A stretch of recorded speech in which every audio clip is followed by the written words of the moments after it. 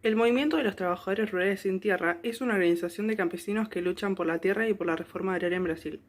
Nació públicamente en el Encuentro Nacional de los Trabajadores Rurales Sin Tierra, evento realizado del 20 al 22 de enero de 1984 en la ciudad de Cascavel, estado de Paraná. El Movimiento de los Sin Tierra, o el MST, nació como producto de la conjunción de diversos factores políticos y socioeconómicos que se dieron entre 1979 y 1985. Los factores fueron el proceso de desarrollo capitalista en la agricultura, lo que fomentó la concentración de la tierra y el consecuente aumento de campesinos despojados de sus tierras durante la dictadura militar brasileña, la labor de la iglesia que animó a los campesinos a organizarse y las luchas por las tierras que empezaron a ocurrir en diversos estados.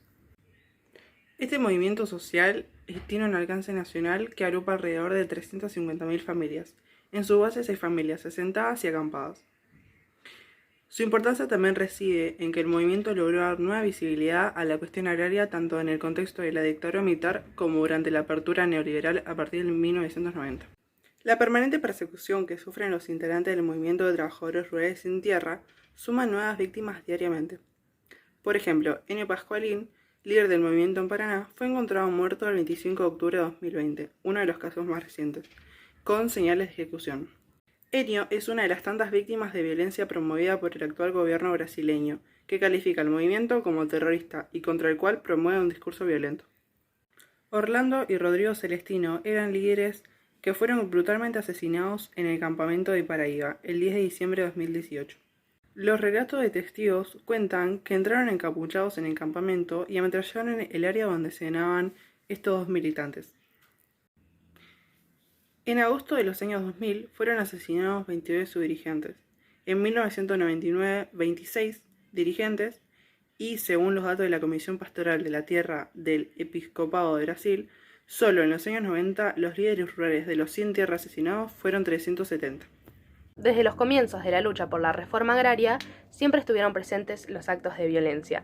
Uno de los más notables e importantes fue la masacre del Dorado do Carajás en 1996, donde murieron 19 campesinos ametrallados por la policía militar.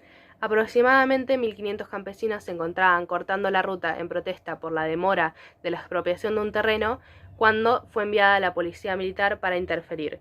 Comenzaron tirando bombas de gases lacrimógenos, a lo que respondieron con palos y piedras, y ahí empezó la policía militar a disparar. El movimiento de los trabajadores sin campo es uno de los movimientos más grandes de toda Latinoamérica, contando con aproximadamente 1.500.000 miembros.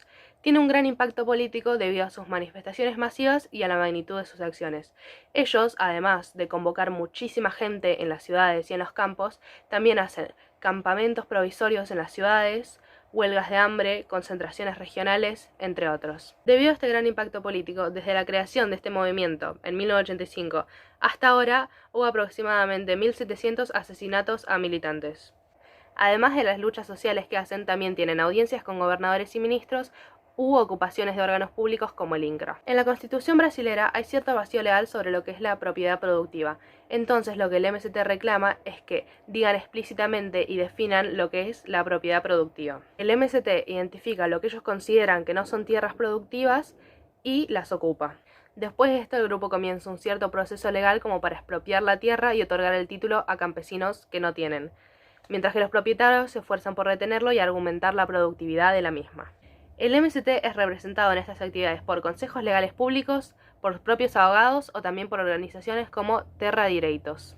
Algunas veces la Corte requiere la desocupación de las tierras y otras veces permite que los ocupantes permanezcan en ella y desarrollen una agricultura de subsistencia, hasta que el INCRA, Instituto Nacional de Colonización y Reforma Agraria, determine si esas tierras ocupadas son improductivas. El grupo también busca recibir préstamos y ayudas para que los campesinos realmente puedan producir en las tierras que reciben. Para el MST es muy importante que las familias puedan tener acceso a las escuelas y servicios de salud, de manera que los niños no precisen de ir a la ciudad y las familias no dejen el campo.